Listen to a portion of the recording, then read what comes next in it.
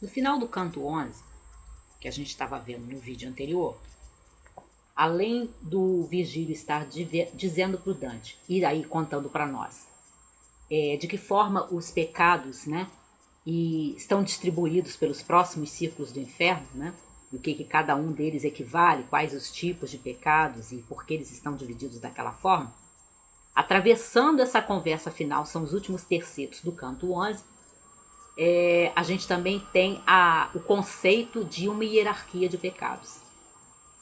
Porque para Aristóteles e São Tomás de Aquino, que seguiu Aristóteles e reelaborou, né, boa parte da filosofia de Aristóteles e deu as suas feições cristãs, existe pecados mais graves e pecados menos graves. Existe, enfim, uma hierarquia nos pecados.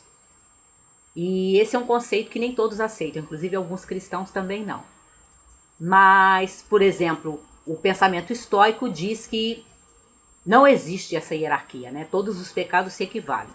E ainda que eu concorde como cristã que todos os pecados, pela sua própria definição de transgressão, são coisas sérias, não são para ser tratados com leviandade, a própria Escritura insinua, sim, que há uma hierarquia de pecados.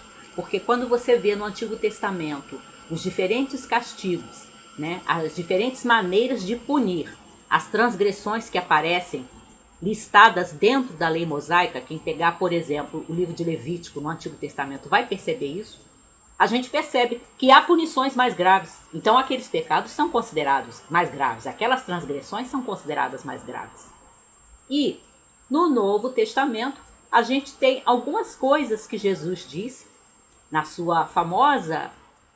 famoso confronto com Pilatos no Evangelho de João, que insinuam isso também, que existem pecados mais graves, além de ter também uma insinuação desse conceito da hierarquia de pecados na primeira epístola de João.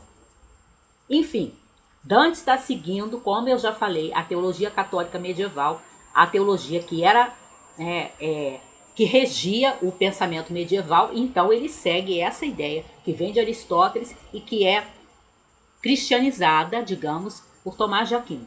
Existe uma hierarquia de pecados. Há pecados mais graves do que outros. E o Virgílio, quando vai explicando para Dante e explicando para nós de que forma o inferno está organizado nesses ciclos, ele vai falando, né, que os outros vão sendo, à medida que eles avançam no inferno, né, por esses ciclos, todo ciclo que vem mais adiante estão sendo punidos pecados mais graves, né, ofensas maiores a Deus. E aí, no 12º canto, então, Virgílio e Dante chegam ao 7º ciclo, onde estão aqueles que pecaram por pecados de violência, seja a violência contra você mesmo, seja a violência contra o próximo, seja a violência contra Deus ou a natureza. E eles chegam ao primeiro giro dos pecados por violência, nesse 7º ciclo. E nesse giro estão aqueles que pecaram por violência contra o próximo. E esse giro, né, que é uma parte desse 7º círculo dos pecadores por violência, os que pecaram contra o próximo nesse primeiro giro, Dante e Virgílio se aproximam de mais um rio dentro do inferno, onde aqueles pecadores se encontram. Esse giro é guardado por mais um monstro mitológico, que é o Minotauro, que é aquele ser com corpo de homem e cabeça de touro.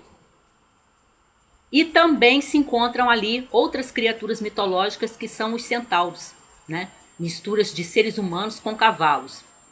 E o papel dos centauros já não é guardar aquele giro do 7º círculo, mas obrigar os pecadores a se submeterem à sua punição. Qual é ela? Todos esses pecadores de violência contra o próximo estão mergulhados nesse rio, que é um rio de sangue fervente. E eles têm que ficar mergulhados ali.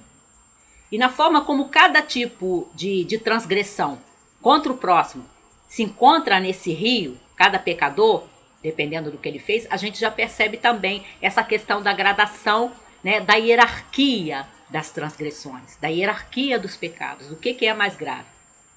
Os tiranos, por exemplo, eles estão mergulhados nesse rio até os olhos.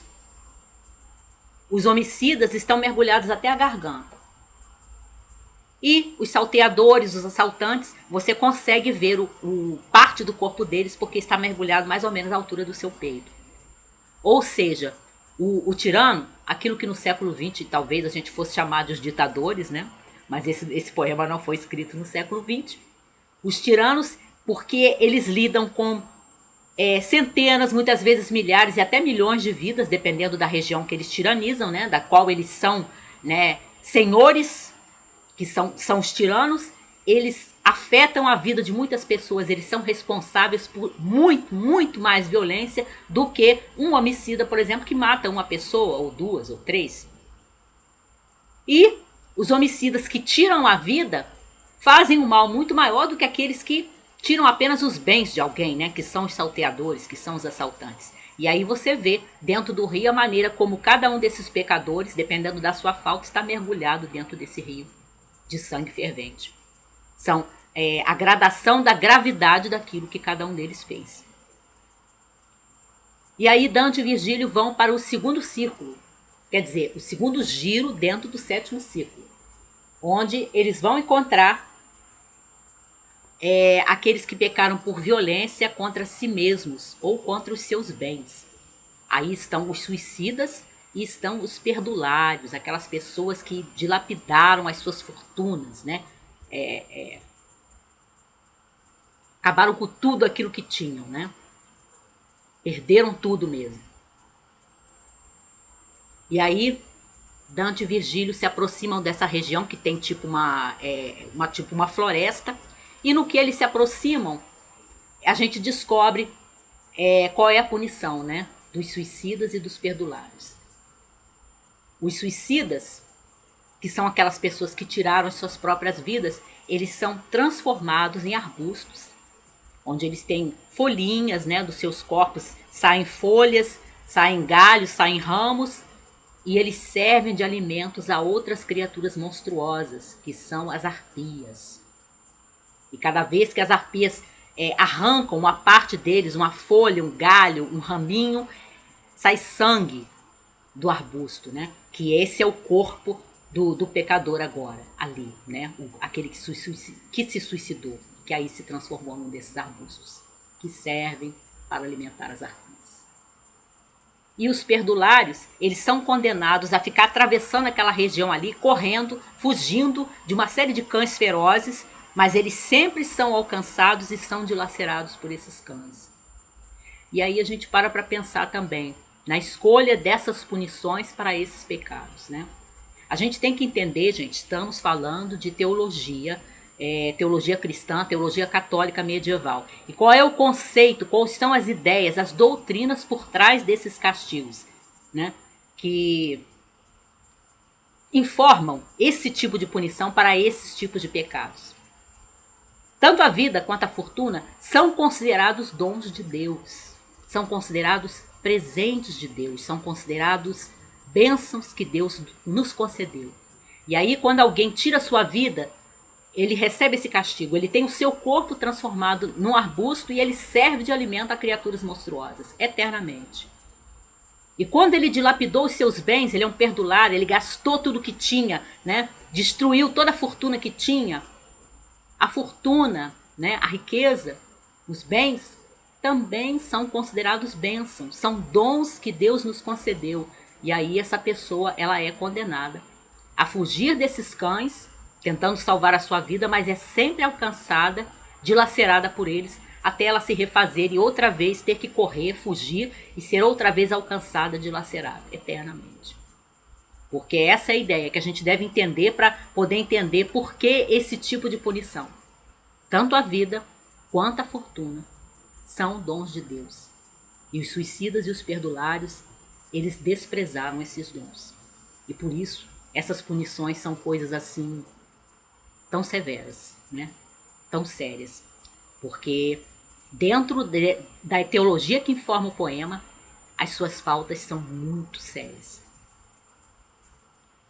E aí a gente vai pro canto 14, E eu quero ver se no próximo vídeo a gente fala um pouquinho sobre como é que o Dante cria o ritmo dentro do poema. A gente vai para o canto 14 e eu espero conseguir falar do ritmo de A Divina Comédia no próximo vídeo.